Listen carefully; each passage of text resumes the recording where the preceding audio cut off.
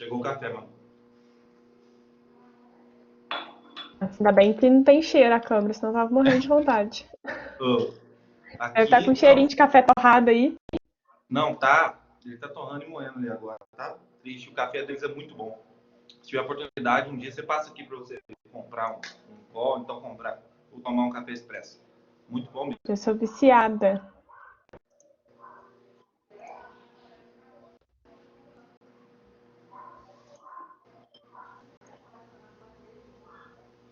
Pessoal, vamos começar? Todo mundo pronto aí? Bom? Vamos. Legal. Primeiro, gostaria de agradecer demais a presença do Igor. O Igor é um parceiro aqui do CSULab. Vai dar as consultorias, a mentoria jurídica para que as nossas startups consigam crescer de forma efetiva, né, Igor? Te agradeço muito. Obrigado pela sua presença. Para quem está chegando agora aqui no chat, na live, meu nome é Thiago, eu sou gerente de comunidade do CSULab, que é um hub de inovação que busca conectar o sul de Minas com outros ecossistemas e quer promover a inovação tecnológica, o desenvolvimento de novos negócios.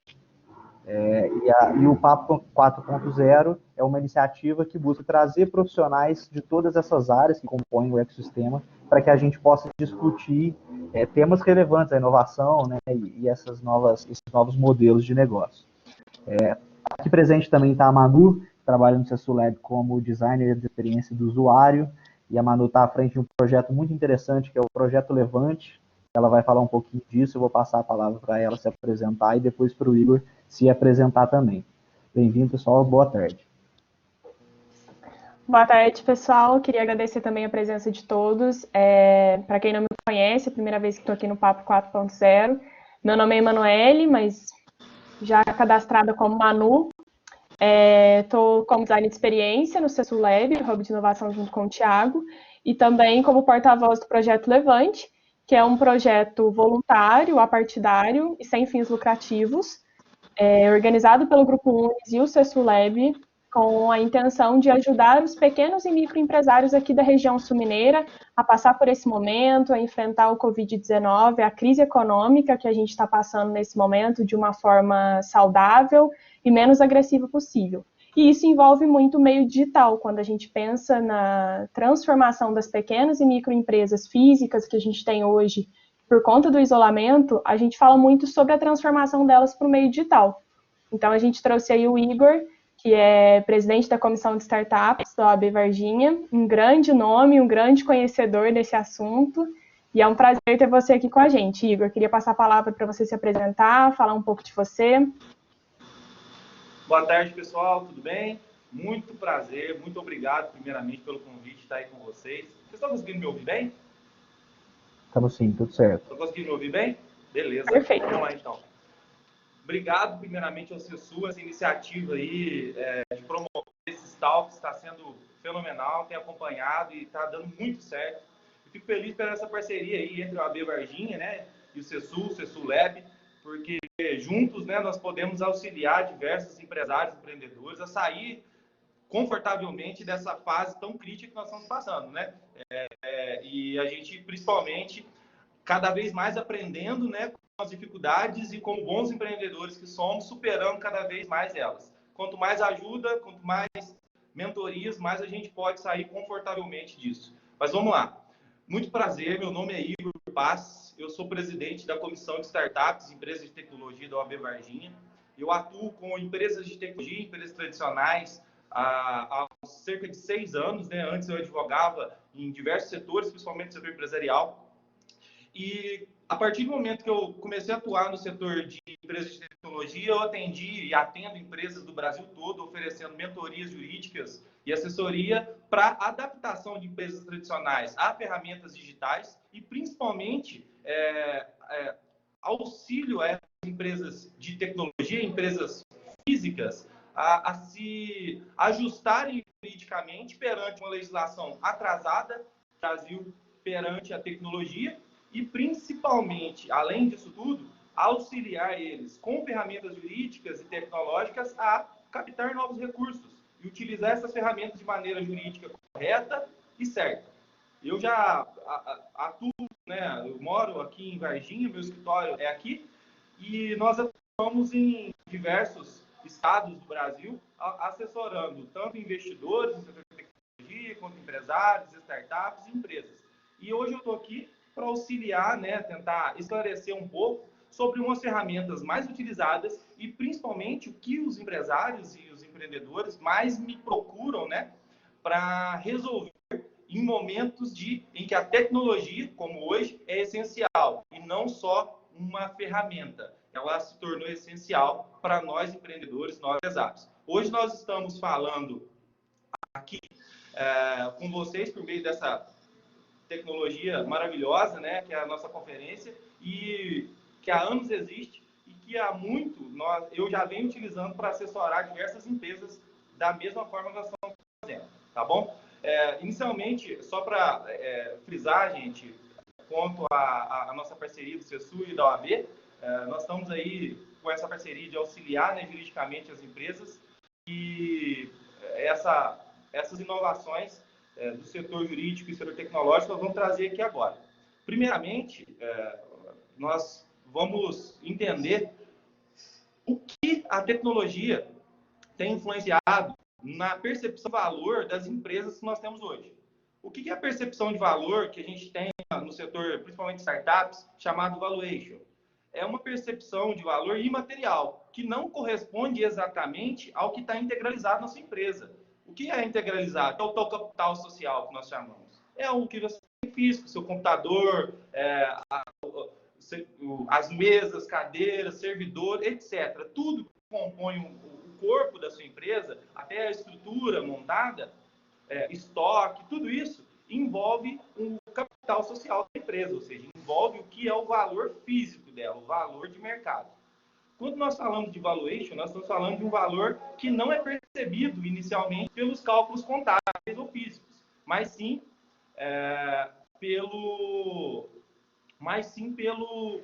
por um valor imaterial. Nós devemos definir como a tua marca, uma invenção ou então uma ferramenta que a sua empresa utiliza, também as formas de divulgação, o que a sua empresa produz de propriedade intelectual, ou seja, escreve, dispõe na internet, e principalmente o que as pessoas enxergam da sua marca. Levando em consideração isso, vamos pegar um exemplo de uma empresa física e depois a gente passa para digital. Quando você tem uma empresa, você trabalha no movimento de marketing, por exemplo, e investe para que as pessoas tenham uma percepção positiva da sua marca, certo?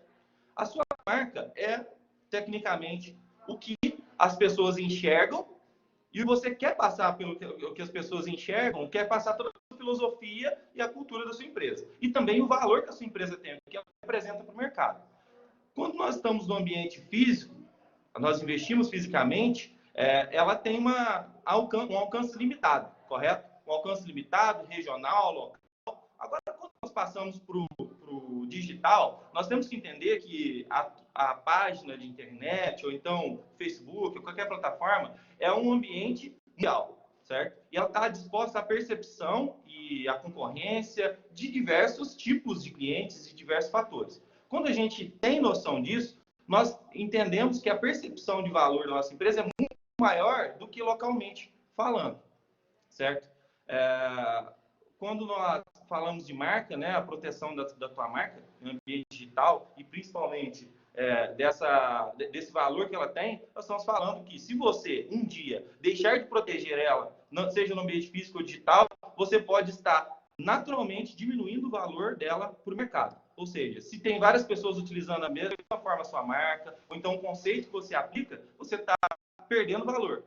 E não é valor físico, é valor imaterial, que pode ser muito superior a um valor normal. Vamos pensar da seguinte forma. Quando nós estamos no ambiente digital, nós temos diversas coisas que o ambiente físico não tem. Quando você vai abrir uma empresa, naturalmente, o que você faz? Você vai abrir um CNPJ, busca a legislação responsável pelo seu setor e tenta se adequar a ela. No caso, nós não estamos falando disso. Nós estamos falando imagina que você quer abrir uma loja online e você não tem nem CNPJ. A primeira coisa que você faz? Você cria um nome, depois você vai e cria uma página na internet e depois começa a divulgar. A partir desse momento, você materializou uma marca e ela já tem um valor percebido.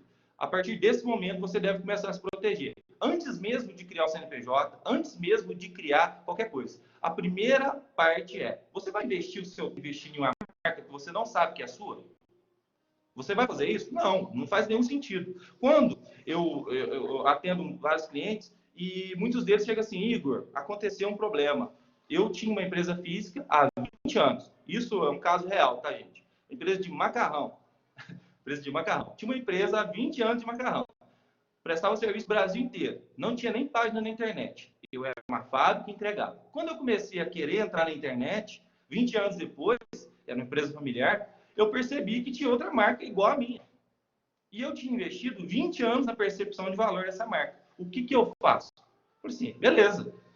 Você levou a registro no INPI? Você fez algum registro, alguma coisa? Não. Ele registrou também faz uns 10 anos que ele tem esse registro. Ó, infelizmente, eu vou ter que te dar uma notícia péssima. Você investiu 20 anos na percepção de uma marca e você vai ter que mudá-la. E aí? E aí, ô Igor, Oi. Desculpa te interromper, mas como a gente está passando já por isso, com pequenas empresas que estão mudando para o meio digital, que já estão no seu ramo, no seu segmento e na sua empresa há muito tempo, quando acontece uma coisa dessa, de quem que é o direito autoral da marca? Não é exatamente o direito autoral. São duas formas diferentes de pensar. O direito de propriedade intelectual corresponde a marcas, patentes e grafismos, etc. Então, vários detalhes.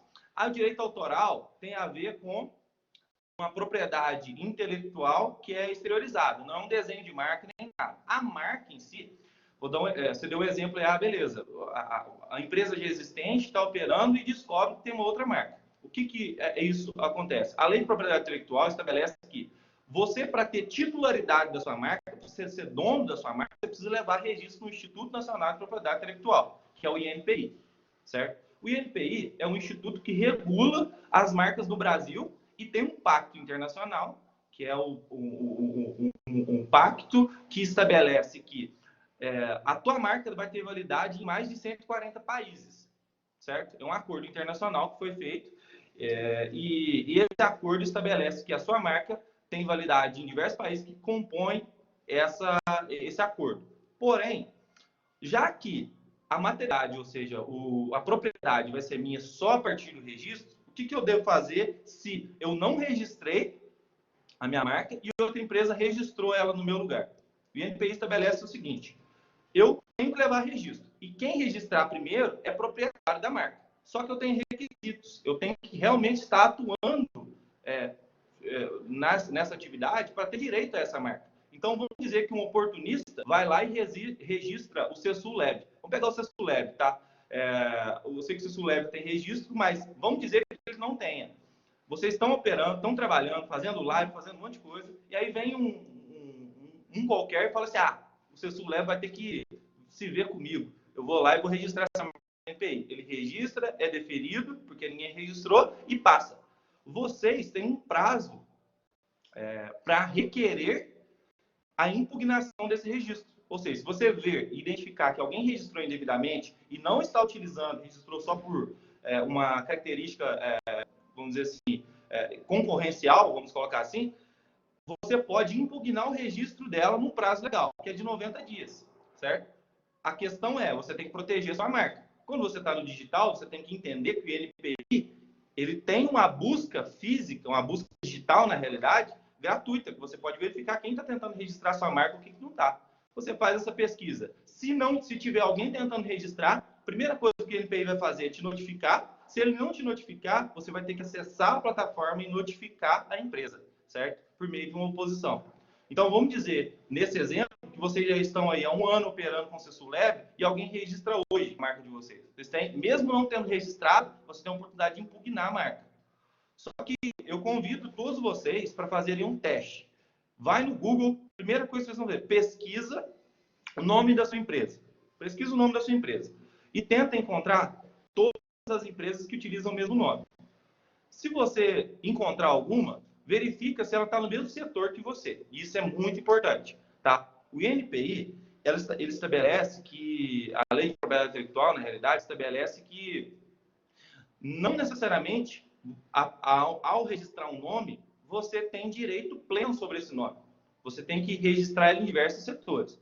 Digamos, o CESULEB, por exemplo, vamos pegar o CESULEB, que é o nosso exemplo aqui mais rápido. O CESULEB atua no setor de tecnologia, incentivando empresas de tecnologia da região do sul de Minas a alavancarem seus negócios, crescimento, captação de recursos, etc. O CESULEB tem um setor específico e ele vai levar registro esse setor de atuação.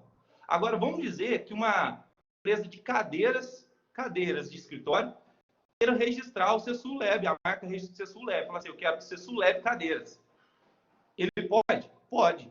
O INPI estabelece que a divisão de marcas é por campo de atuação, salvo se essa marca for de alto renome. O que é alto renome? Vamos pegar o exemplo de uma marca de alto renome, que é o Bombril. Bombril é a marca de palha de aço, certo? A palha de aço, o Bombril, é uma marca altamente reconhecida, nacionalmente reconhecida e internacionalmente reconhecida. Eu posso registrar uma marca de cabelo, marca de relaxante de cabelo, de Relaxa Bombril? Não posso. Entendeu? Por quê? A marca de alto renome, ela não pode ser utilizada indevidamente. Ela não pode ser utilizada porque ela ganha um título de alto renome. Para você seguir isso, você tem que comprovar que dentro da sua publicidade, do seu tempo de atuação, você é uma marca de alto renome. A gente pode falar da IP, podemos falar da Bombril, podemos falar da Coca-Cola, da Pepsi e diversas outras empresas, certo? Só que, digamos, né, que você não tem uma marca de alto renome. Aconteceu 3 Pontas aqui na nossa região. Nós tínhamos uma lanchonete ali que chamava McDonald's. Não sei se vocês conhecem, de 3 Pontas. Chamava McDonald's, que era, obviamente, uma apologia a McDonald's, né? A McDonald's operava tranquilamente. Só que, obviamente, a gente sabe que ela não é um McDonald's, apesar dela utilizar o grafismo, utilizar a sonoridade, McDonald's, só que ela tinha um problema, que era o seguinte: se o McDonald's resolvesse impugnar e pedir para que ela parasse de utilizar imediatamente a marca dela, por fazer menção ao McDonald's, ela podia. Por quê? Por ser uma marca de alto renome, primeiro. Segundo, está no mesmo campo de atuação, que é a lanches da alimentação. E terceiro, ele leva, por mais que seja óbvia a diferença de McDonald's e McDonald's, ela leva ao engano de um cliente, certo? Ela pode enganar o cliente ao tentar acessar essa marca. Então, eu estou comprando no McDonald's, mas na realidade não está, entendeu? A ideia do registro de marca é diferenciar você de um concorrente. Nada mais que isso, certo? Muito legal, Igor. Você tocou num assunto que é importante, que é como você proteger, né, a propriedade intelectual da empresa e etc. O que antes era muito presente em empresas grandes. As empresas pequenas não se importavam muito com isso. E agora, a gente passando por uma crise que encurtou toda uma evolução que a gente estava fazendo, que a gente chama de indústria 4.0, né? Que era esse processo digital dos negócios, tudo isso aconteceu de uma hora para outra. Então, assim, em menos de 2 semanas, todo mundo teve que correr atrás, entrar no digital e mudar a sua maneira de trabalhar. A gente vê aqui na região, principalmente no pequeno empresário, muita entrada no digital, lojas que passaram a vender através de aplicativos ou através do seu próprio site, e-commerce, restaurantes que começaram a entregar e atender de forma totalmente online. Quais que são as preocupações que esse pequeno empresário tem que ter ao vender o seu produto online, seja ele em aplicativos ou seja em plataforma própria? O que ele tem que se preocupar por estar online? Beleza. Estou com um tema ótimo. A gente está falando de participação, né, de uma empresa física ou então entrada no digital. O primeiro ponto é o seguinte: vamos lembrar que o que a gente tem que proteger de material da empresa? As marcas, né, as invenções, patentes, que nós devemos obrigatoriamente levar registro no INPI. Isso a gente já está falando. Você precisa disso para evitar o principal, que é a concorrência, né? E ludibriar o consumidor e também não ser penalizado pela utilização indevida de uma marca. Como nós estamos falando de empresas tradicionais que começam a acessar o ambiente digital, ela tem que ter proteção tecnológica, certo? Ou seja, utilizar ferramentas tecnológicas de proteção a ele mesmo e aos consumidores. Um exemplo, tá? Vamos pegar um exemplo bem fácil. um supermercado, um mercadinho que resolve começar a vender por meio de uma plataforma. Eles criam, compram uma plataforma online dessas que existem de marketplace e começam a vender os produtos lá para atender os clientes. O que ele deve se preocupar? Primeiro ponto, quando você está online, você naturalmente capta informações dos seus clientes. Informações. Você precisa do endereço dele, você precisa do nome dele, do CPF dele, para emitir uma nota. Você precisa de diversas informações. Você está cuidando dessas informações para o seu cliente? E qual que é o problema de cuidar e não cuidar dessas informações? Você precisa ter uma ferramenta, um aparato tecnológico que proporcione segurança para o seu cliente, principalmente, vamos dizer assim, uma forma clara de o que você está fazendo com os dados. Imagine você um consumidor que coloca seus dados para comprar no supermercado. Vai lá, eu quero pedir lá qualquer coisa no supermercado, vou pedir e coloco meu cadastro lá. De repente, você descobre, sai na mídia, que os dados que tinha naquela plataforma do supermercado vazaram. Hackers entraram e vazaram aquelas informações. Isso já aconteceu muito, e em Varginha acontece muito, só que as pessoas não tomam ciência. Invadiu lá o servidor e captou as informações. Eles tentaram extorquir o dono do supermercado para pagar em troca das informações, o cara não quis, e aí foram divulgadas online para outros hackers essas informações. O que aconteceu? As suas informações bancárias, você pagou lá a conta do supermercado, acabaram de cair em mãos erradas. Possivelmente você vai ter que cancelar seu cartão, possivelmente isso causou um transtorno. O consumidor, sem lei nenhuma, ele já poderia ser interpretado como um dano moral, certo? E eu posso entrar com um processo por indenização e falar assim, olha, eu cedi os meus dados como cliente para o supermercado A, B, e esse supermercado, por negligência, deixou vazar essas informações. Eu tenho indenização porque essas informações estão em mãos de pessoas que eu não autorizei. Pronto, acabou. Isso é uma indenização que, naturalmente, ela já existe. Só que agora, principalmente agora, na atualidade, nós temos uma lei que chama de Lei Geral de Proteção de Dados, que é uma lei de dados. Ou seja, uma lei que veio obrigatoriamente para regular o que os dados, como os dados das pessoas estão sendo tratados dentro das empresas. E essa lei que ia entrar em agosto, em vigor em agosto agora de 2020, vai entrar, já está em vacatio legis, que nós chamamos, ou seja, um período em que a lei está sendo adaptada até que ela entre realmente em vigor, e as empresas estão se adaptando para isso, tá? Ela vai entrar em janeiro de 2021. Foi prorrogada por causa do Covid, mas já está em atividade, vamos colocar assim, já essas exigências já estão sendo cobradas por alguns órgãos. O que acontece? A lei estabelece que qualquer pessoa que tem um domínio na internet, ou seja, www.asuaempresa.com.br ou .com ou .br, o que seja, nós temos obrigatoriedade de criar ferramentas para que a sua empresa divulgue, mostre para o consumidor quais informações estão sendo utilizadas, quais informações ele vai utilizar para o comércio, para a unidade dele, para fins de operação dele, o que ele vai fazer com essas informações, aonde, quem utiliza e quem tem acesso, quem dos funcionários tem acesso a essas informações, qual que é o tipo de banco de dados que ele utiliza para proteger as informações e, no caso de vazamento de dados, qual é o procedimento que a empresa deve ter. Olha que complexo. Uma empresa vamos dizer que eu tenho um brechó, tá? Brechó é muito comum, eu tenho um brechó e começo a vender online. Brechó, nem CNPJ eu tenho, estou lá pelo meu CPF. Começa a fazer vendas lá e, de repente, acontece um vazamento desse. Se você não tem essa proteção, amigo, independentemente do tamanho do seu negócio, você vai ser multado. Você vai ser multado. E, por exemplo, hoje a LGPD estabelece uma multa de 2% do faturamento até 50 milhões, dependendo, obviamente, da proporção do vazamento de dados. Um exemplo clássico que nós temos é o Banco Inter, que teve um vazamento de dados recente e está sendo processado até o momento. Entendeu? Agora, no que se refere a qualquer plataforma, vamos colocar Facebook, Instagram, esses tipos de plataforma que nós divulgamos as nossas informações, vamos dizer que é uma plataforma que eu vendo por lá também, só que não finalizo a venda por ali, eu finalizo no WhatsApp, etc.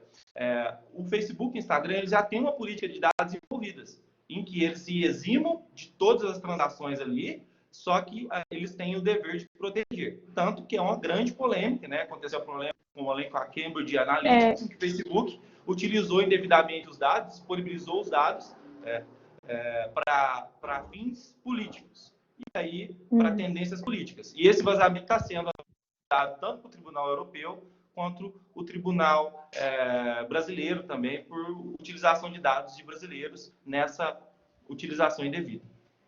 Igor, você citou aí em relação à proteção de dados, né? Quando a gente fala da transformação da empresa, que ela está mudando para o meio digital, a gente envolve também o home office desses funcionários dessas empresas. E aí, como que a gente lida nesse caso, né? Porque a gente viu casos aí de vazamento de dados por conta do home office, por conta de operações de funcionários que estão em casa com os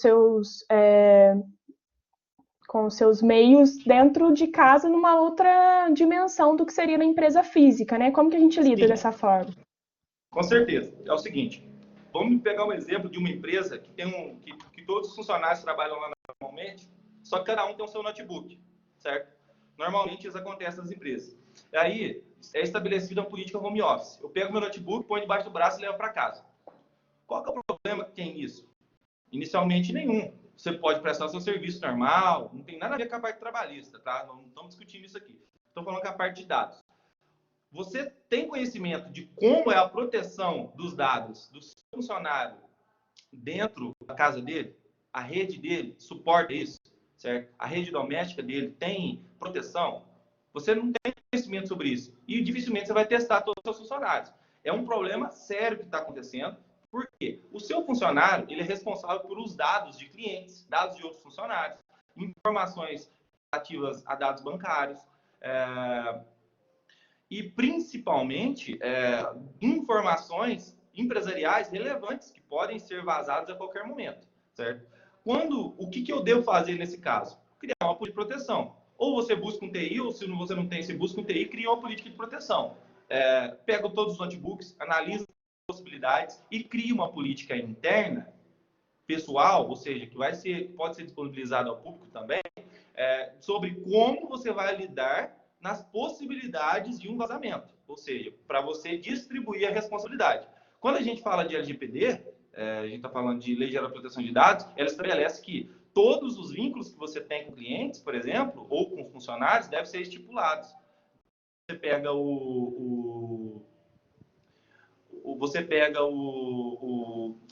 como é que eu posso dar um exemplo? Um funcionário, né, que tem um contrato de trabalho ali, que ele é do RH, por exemplo. O que o RH envolve? O RH envolve dados pessoais de clientes, de funcionários ativos e prospects, ou seja, novos funcionários que podem entrar no negócio. Ele tem acesso a informações muito relevantes. Então, ela também pode ser responsabilizada a nível pessoal e físico pelo vazamento desses dados. Mas o que a LGPD estabelece? Todos os contratos que tiverem possibilidade de dados, você deve vincular uma cláusula ali no contrato, alterar o contrato, para que ele possa ser responsabilizado também, não só a empresa.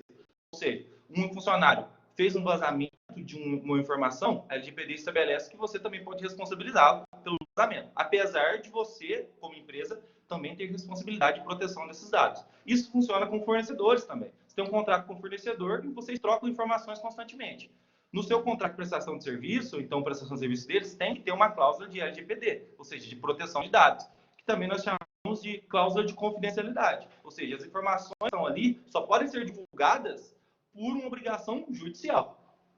Se não houver uma obrigação judicial, você tem que manter em sigilo entre nós dois, sob pena de multa, e aí você pode estipular a multa no volume que você quiser. E isso é interessante, porque a pequena empresa, ela, principalmente as que estão atuando em home office agora, estão tendo problemas sérios com isso, que já estão sendo reportados. Eu falo que esse período de Covid, nós advogados que trabalhamos no setor de tecnologia, nós estamos apagando fogo o tempo todo. Eu estou diariamente apagando fogo, em decorrência de vazamento de dados, em decorrência de descumprimento legal de marcas, ou seja, utilização indevida, em decorrência de direito autoral. Então, são vários detalhes assim que pequenas e grandes empresas estão sofrendo igual.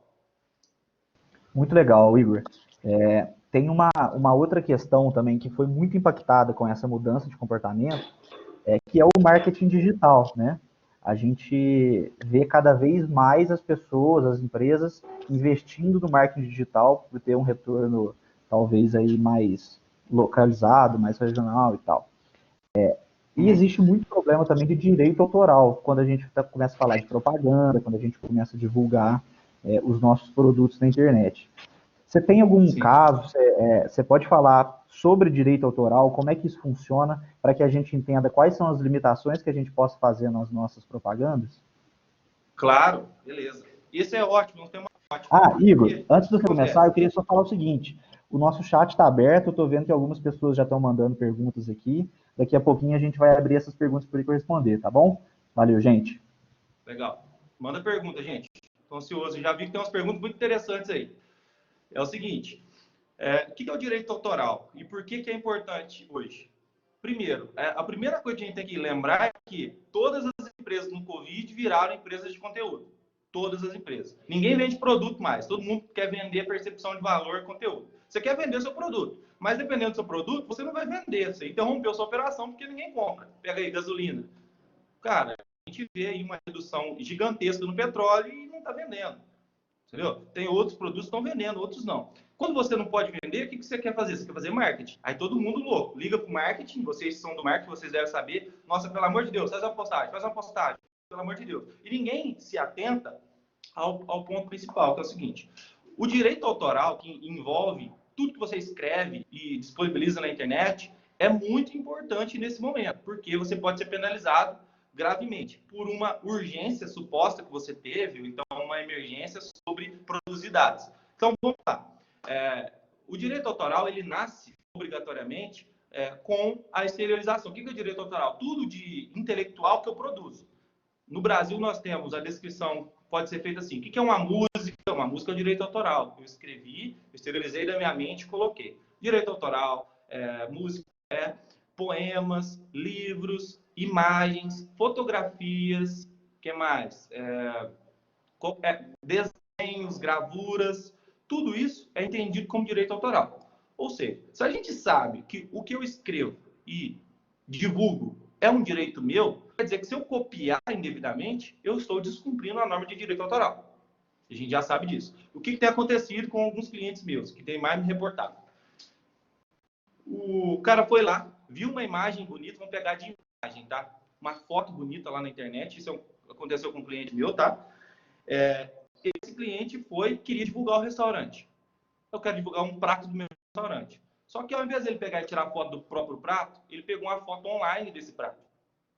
Essa foto digital, ele foi lá no Google e digitou foto do prato tal.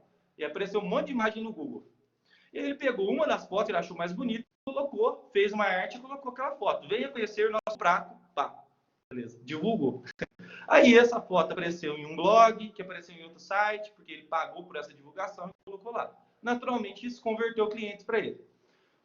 De repente, passados 2, 3 meses, ele recebeu uma notificação de um fotógrafo lá do Rio Grande do Sul.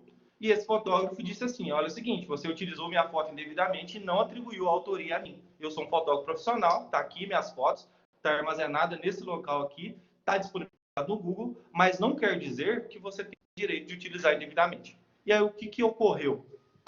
Eles foram lá, foram notificados, tanto o blog que divulgou a imagem, quanto o meu cliente que utilizou indevidamente a imagem, sob infração de direito autoral. Quanto que o cara pediu? R$8.000.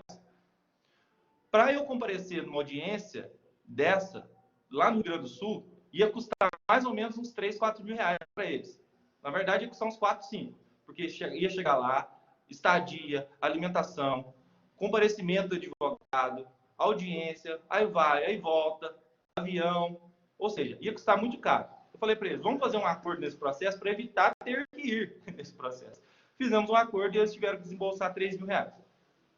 Por uma utilização de uma imagem e uma veiculação publicitária, de maneira devida. Por quê? Entender que tudo que eu exteriorizo, coloco e divulgo é um direito autoral. E quando começa e quando acaba o direito autoral? Vamos dizer que eu escrevo uma música. Vamos pegar um exemplo melhor. Vou pegar o exemplo do Mickey. O Mickey, não, melhor, vamos trazer para o Brasil, né? O Mickey também, mas é a mesma coisa com o Sítio do Pica-Pau Amarelo. Esse ano, o Sítio do Pica-Pau Amarelo caiu em utilização em domínio público, né, que a gente chama. O que é o domínio público? O Monteiro Lobato criou a Emília, o Sítio do Capão Amarelo inteiro, há muitos anos atrás. Eu não sei nem precificar o tempo que foi. O direito autoral no Brasil estabelece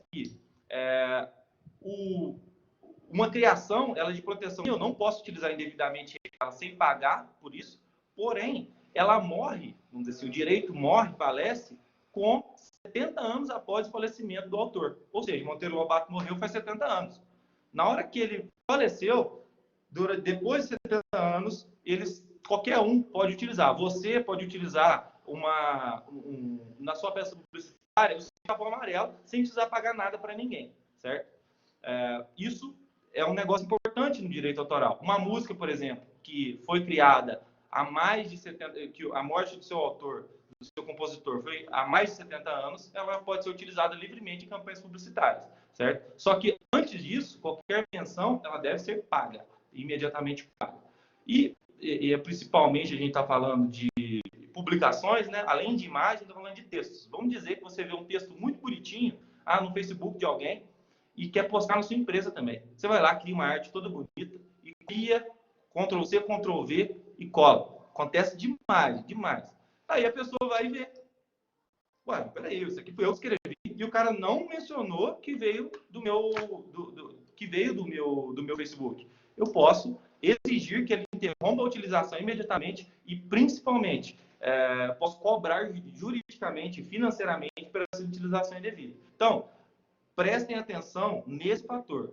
É uma criação, ela tem que ser original. Ela pode fazer menção? Pode fazer menção. Ela não pode copiar. Outro exemplo, música, por exemplo. Tem gente que compõe música.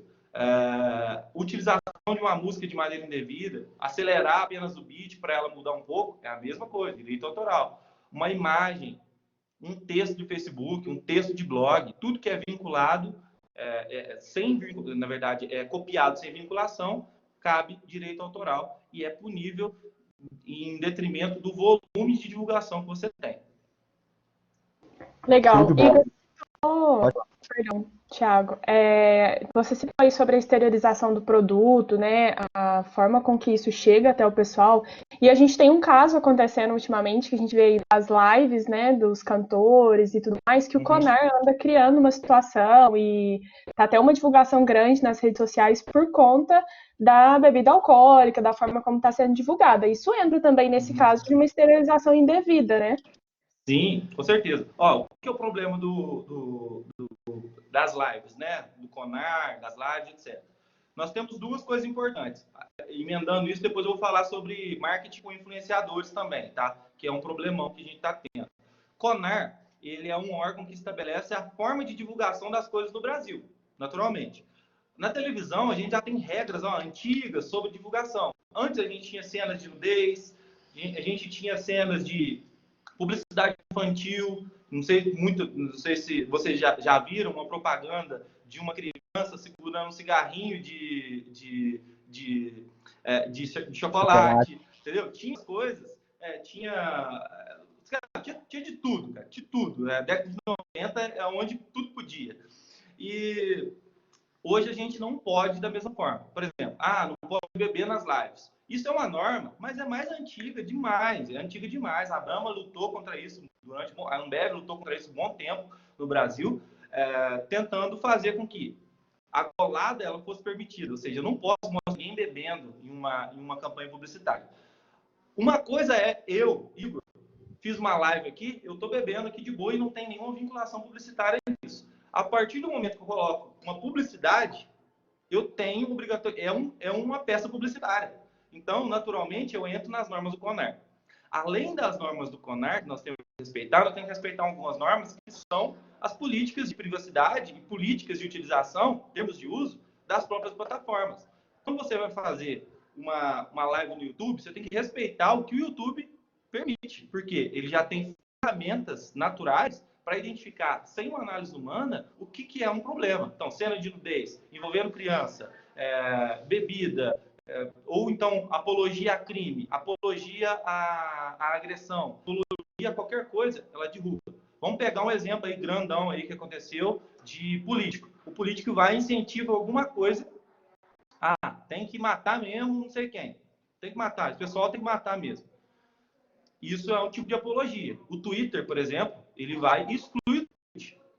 Simplesmente, ou seja, ferramentas que não são exatamente jurídicas ou então previstas na lei, mas as plataformas elas podem utilizar para se livrar disso. Principalmente porque, se elas não se livram, elas podem ser processadas e responsabilizadas por não fazer isso, certo? Então, o CONAR, no que se refere às lives, o impedimento de beber, de falar algumas coisas, e ela tem derrubado, o próprio YouTube tem derrubado algumas lives em decorrência disso, certo? Ela derruba as lives e restabelece de novo, está acontecendo, porque o CONAR vai e notifica. Então, acontece muito e está acontecendo. Quando você vai fazer uma live do seu negócio, preste atenção nisso também.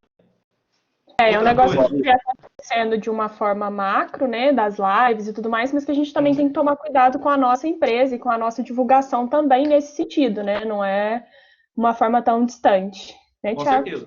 Outra coisa também que o CONAR estabelece... É muito interessante você falar isso, porque falar. A gente vê muita bar e restaurante entrando no digital e ampliando sua campanha de marketing digital, né? Então, você deu uma orientação valiosíssima para que ninguém tenha problema com seus anúncios, né? Exatamente. Claro, não se pode fazer propaganda bebendo, né? Eu acho que isso ficou bem claro para a gente. Bom, eu queria abrir aqui as perguntas do pessoal. Eu estou vendo que tem muita gente interessada aqui em LGPD, etc. A primeira pergunta é do David Silva. Ele pergunta aqui: depois de um pedido ser deferido por uma marca do mesmo nome e segmento que o meu, o tempo de atuação pode me favorecer na hora de recorrer ao pedido? Sim e não. Depende. A palavra que a gente mais gosta no direito. Depende. Por que depende? Vamos dizer assim que ele ingressa com registro e já existe uma outra... Ele está falando que é uma empresa de outra atuação ou na mesma setor de atuação? Não entendi. Da mesma atuação. Da mesma atuação. Só no seguinte. Vamos dizer que é uma empresa de autopeças, certo? Eu vendo autopeças, a outra empresa vende autopeças também. Eu tenho o mesmo nome que ela. O tempo de atuação, ele vai servir para um termo que a gente chama de oposição. Por quê? Vamos dizer que esse outro cara já tem registro deferido ou em andamento no INPI, Instituto Nacional de Propriedade Intelectual. Você abre lá, faz uma pesquisa na busca de marcas brasileiras e verifica que ele está registrado. Acabou de registrar, certo? A partir do momento de término do prazo formal que a gente fala, que é uma análise geralmente de 30 dias que eles fazem na marca, eles abrem um prazo de impugnação à marca, que é a oposição. Ou seja, dentro desse prazo de 90 dias, eu, que tenho uma marca igual ao dele, eu posso registrar minha marca e ir lá no INPI e falar assim: INPI, essa marca está sendo registrada, mas eu que tenho a titularidade. Por mais que ele tenha registrado primeiro o INPI, eu ainda tenho propriedade porque eu utilizo. Olha aqui, ó, olha meu contrato social. Olha aqui, olha minhas páginas do Facebook. Olha quanto tempo eu estou atuando nesse setor. E ele não. Ele acabou de começar e eu não. O tempo de atuação influencia diretamente na análise do que o INPI faz a nível administrativo. Agora, vamos dizer que essa marca já está deferida. Está deferida. Passou, geralmente, a gente demora entre 12 e 15 meses para ter o deferimento da marca. Se eu entrar hoje, só vou conseguir aprovar ela e ter o título de registro da marca daqui a 15 meses. Passou-se os 15 meses, essa marca foi registrada e eu vou lá e tento registrar a marca igual. Primeira coisa que o INPI vai falar, ele vai tentar extinguir a sua marca por pré-existência dessa marca. Por quê? Você já perdeu o prazo de oposição. Você não tem como impugnar isso mais. Você não pode impugnar. Por quê? Você tem um prazo de 90 dias para o prazo de oposição. O que vai acontecer com a sua marca? Sem ninguém manifestar, o INPI vai extinguir seu registro, porque já existe uma marca registrada. Certo? Agora vamos pegar um outro exemplo que vai encaixar nesse exemplo dele. iPhone. O iPhone, ele não tinha registro no Brasil. Ele não tinha registro de marca no Brasil. Porém, ele já era altamente reconhecido fora do Brasil.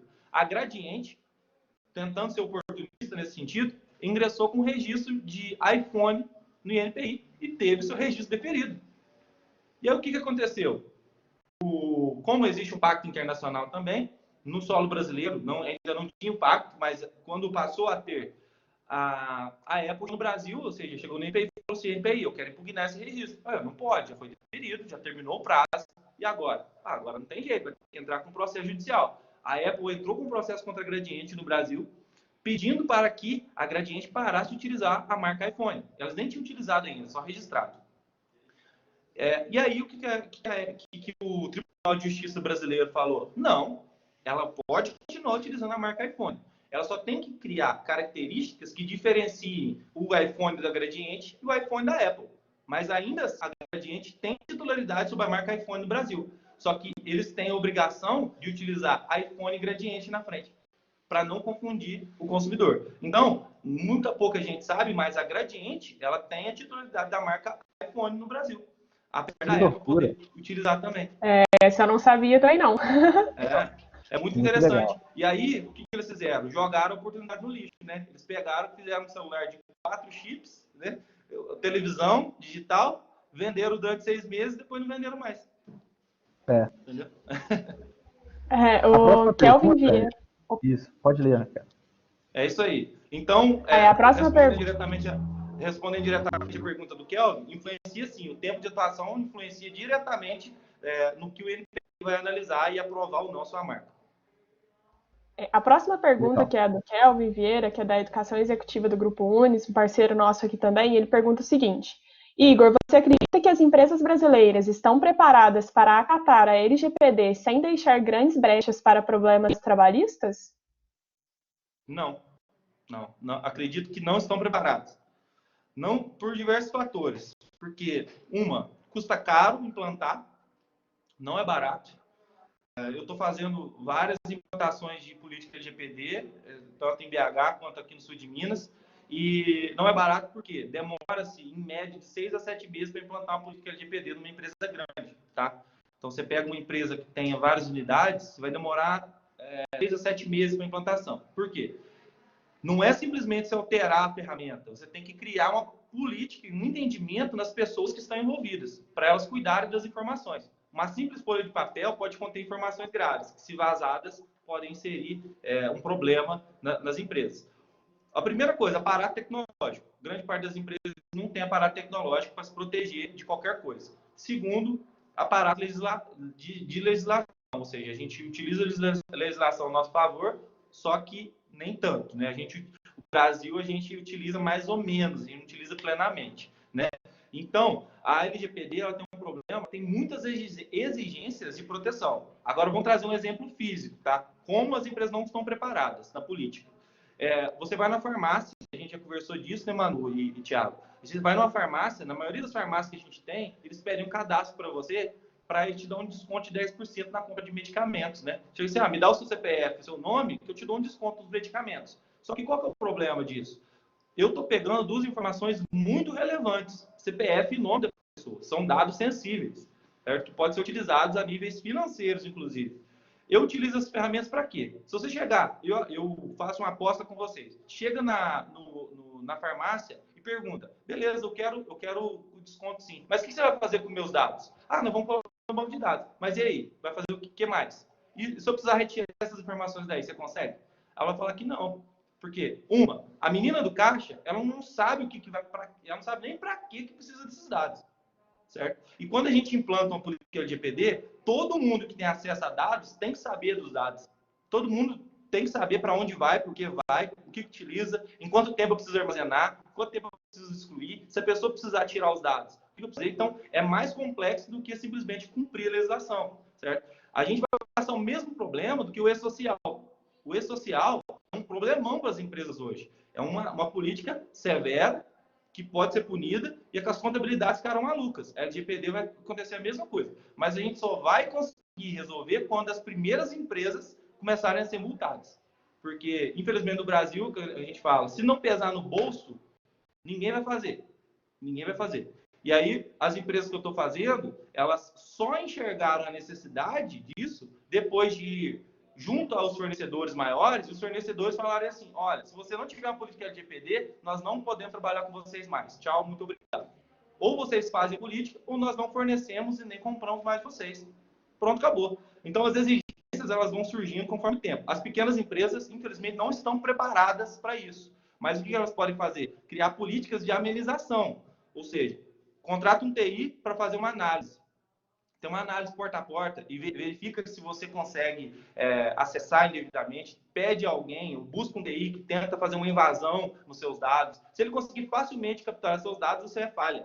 entendeu? Mas que isso seja controlado. Outra coisa, cria política de dados e termos de uso para o seu site, certo? Cria um site lá, uma landing page. Quando alguém entra nele, ele deixa rastros, deixa dados. Você tem que ter uma política de aceitação lá embaixo no seu site, pelo menos essa, que estabeleça esses dados, que mostre para ele esses dados. Isso, você não precisa fazer um mais complexo, não precisa contratar um advogado para fazer isso.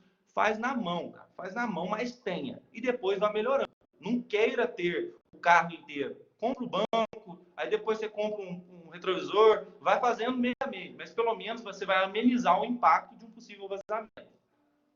Legal. Muito a ver com isso que você está falando, tem a pergunta da Karina Nishiyama, que diz, alguma sugestão de como proteger os dados? E aí a Anne pergunta também, olá Igor, o que posso fazer para iniciar a proteção do meu negócio? É uma pequena empresa.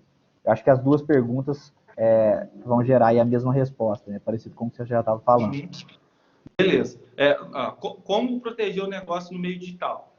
A primeira coisa, nós estamos falando só exclusivamente dos dados, tá? Primeira coisa, se você for contratar um servidor, verifique se o servidor, ou então quem vai fazer o seu site, verifique se ele tem conhecimento sobre política LGPD. Ou não política LGPD, mas política de dados. Ou seja, como eu posso pensar na beleza do meu site, na estética, mas ao mesmo tempo eu me proteger.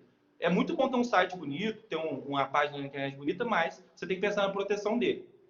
Busque, se você for utilizar templates, por exemplo, que muita gente usa, busque empresas que você consiga ler e verificar qual que é o nível de proteção que esses templates têm. Vamos pegar um exemplo, o Wix. Muita gente está utilizando o Wix agora, né? Que é uma plataforma de montar sites.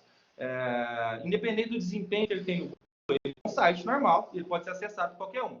Veja se ele tem ferramentas que utilizem, por premissa, a ferramenta de proteção de dados. Eles já geram, tem alguns sites, inclusive, que já geram automaticamente essa política para vocês. Então, tenha escrito o que você vai fazer e para que servem esses dados. Muitas vezes o empresário ele não sabe o que o site dele capta.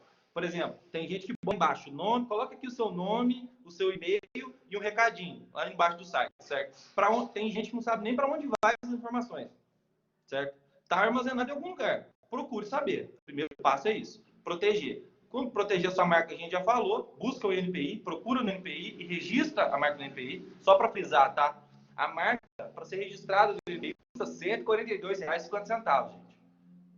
Depois de 2 anos, de 15 meses na realidade, você vai ter que pagar mais uma taxa para que a sua marca valha por 10 anos. Aí você paga mais uma taxa de R$255. Gente, é nada perante todo o investimento que você está fazendo na sua marca. Certo? Então, você sozinho pode fazer. O que você tem que ter cuidado? Na proteção. Eu trabalho com registro de marcas, porque a gente não faz só o registro. A gente faz a inspeção para ver se ela está sendo utilizada indevidamente, analisa concorrentes, analisa vários aspectos. Mas qualquer pessoa é livre, qualquer pessoa pode entrar no INPI e fazer o seu registro. Tá? Proteção da sua propriedade intelectual e proteção dos dados é isso. Procure um TI, além de procurar um designer para fazer o seu site, um criador de site, e principalmente preocupe-se com os dados e como esse site vai se comportar online. É o primeiro passo, se preocupar. Se você não se preocupa, está errado. Acho que essa sua fala em relação à proteção, ela já encaixa na nossa última pergunta. O Thales perguntou assim, acredito que essa proteção de dados tenha reflexos até mesmo na esfera criminal, caso descumprida, correto? Sim, corretíssimo. Na esfera criminal, a gente pode ter, principalmente, a gente pegou o caso do Facebook, né? Eles podem ser penalizados criminalmente, porque a utilização desses dados foi criminosa, entendeu? Vamos pegar um nível criminoso. Se eu pego e crio uma página online para minha farmácia, então, vamos pegar outro exemplo, vamos pegar um açougue, cria uma página online e compra carne lá pelo aplicativo. E aí você no aplicativo você coloca seus dados bancários. Se você pegar e vender esses dados, muita gente fala assim, vamos vender os dados, vamos ganhar dinheiro. Cara, isso não existe, velho. Se você pega esse dado e disponibiliza, ciente disso para alguém e utiliza indevidamente, você é corresponsável por um crime que ele vier a praticar. Se você utiliza indevidamente, você responde por um crime e a outra parte também responde. Não necessariamente um crime, sim, mas na realidade, uma infração penal que pode ser penalizada com multa, pode ser penalizada até com prisão mesmo, tá? Então é importante que você saiba que a extensão de tudo, todas as informações que seus clientes dão para você, é responsabilidade sua. Se você passa para outra pessoa, se você deixa na mão de outra pessoa, por exemplo, tem gente que tem site, é o que eu te expliquei, não sabe para onde vai a informação. Mas está na mão de quem? Está na mão do cara que desenvolveu o site? Então ele é responsável também. Se vazar lá no computador dele, ele é responsável, você é responsável, todo mundo que é envolvido nesse ciclo é responsável. E se você não materializa isso por meio do papel, você liga para o cara, faz um site para mim, beleza, tá tudo certo. E aí? E o resto? Materializa isso. Contrato, cláusula de confidencialidade, tudo bonitinho. E não precisa ser complexo, gente. Eu falo assim, a gente tem mania, eu sou advogado, eu atuo com muitas empresas e eu apago muito fogo em decorrência de contrato errado. Mas antes de você ter um contrato mais ou menos, você não ter nada, certo? Antes você, cara, faz no papel de pão, escreve os nomes dos dois e coloca, pelo menos você tem alguma coisa que te vincula juridicamente a outra pessoa. Depois a gente melhora, tá entendendo? Só que nós precisamos ter termos que estipulam isso. Mais alguma pergunta? Show de bola, Igor. Essas foram as perguntas do chat. Eu acho que você esclareceu muito bem.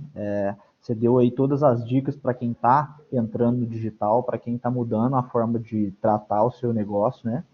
Eu acho que foi muito positivo e foi muito bem de encontro ao que o Papo 4.0 está propondo, né? Que é trazer essas discussões que cercam todas essas mudanças mesmo. Eu acho que foi muito feliz. Eu queria te propor fazer aí uma última consideração, deixar um conselho para quem está pensando em empreender de forma digital, né, entrar nesse mercado, seja startup, seja um modelo mais convencional, um e-commerce, qualquer coisa, para que a gente possa depois terminar aqui e aí você fica com esse conselho para todo mundo. Beleza. Gente, eu falo que eu sou muito feliz fazendo o que eu faço, principalmente porque eu tento viver o negócio dos meus clientes. E eu ando vivendo muitos negócios nessa época de Covid. Eu estou vivendo muitos negócios que estão aturbulados, que estão desesperados por uma resposta rápida e principalmente comercial. Tá? Eu estou vendo esse problema acontecer e o desespero está fazendo com que as pessoas façam e utilizem ferramentas de maneira errada. Tá? Toda vez que você utilizar qualquer ferramenta online para divulgação do seu negócio, para criação de novos canais de venda, se preocupe com a proteção disso. Primeira coisa é se preocupar com o seu negócio.